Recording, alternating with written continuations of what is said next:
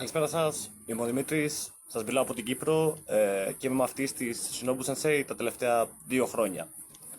Ξεκίνησα να μαθαίνω Ιαπωνικά μόνος μου μέσω του Duolingo ή άλλες πηγές. Παρ' όλα αυτά έφτασα σε ένα σημείο που ήθελα να έχω κάποιον καθηγητή να με οδηγήσει, γιατί δεν έβλεπα πολύ καλά αποτελέσματα.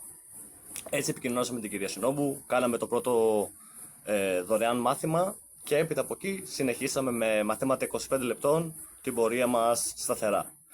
Παρ' όλα αυτά, πιο μετά ήθελα να δώσω τις πρώτες μου εξετάσεις για το επίπεδο νη 5 και έτσι αποφασίσαμε να διπλασιάσουμε τα μαθήματα. Και αυτό έκανε μια πολύ μεγάλη διαφορά, γιατί είχαμε χρόνο να αφιερώσουμε πάνω σε περισσότερα θέματα, να μπούμε περισσότερο σε βάθος και στα θέματα κουλτούρας αλλά και στην ίδια τη γλώσσα. Και έτσι πέρασα πολύ εύκολα τις πρώτες μου εξετάσεις τον περασμένο Γενάρη για το νη 5. Αυτή τη στιγμή προχωράμε για το επίπεδο νη 4 και ο δικός μου προσωπικός στόχος είναι να φτάσω το νη 1 σε κάποια χρόνια με πολλή δουλειά και με τη Shinobu Sensei.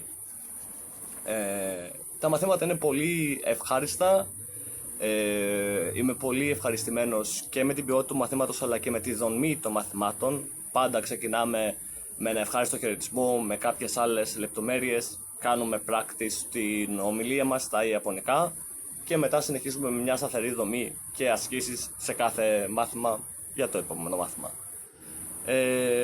Δεν έχω κάτι καλύτερο να πω για τη Shinobu Sensei, με έχει βοηθήσει πάρα πολύ και εγώ προσωπικά θα συνεχίσω να είμαι μαθητής της μέχρι τον νη 1, ίσως και αργότερα για τα επόμενα χρόνια.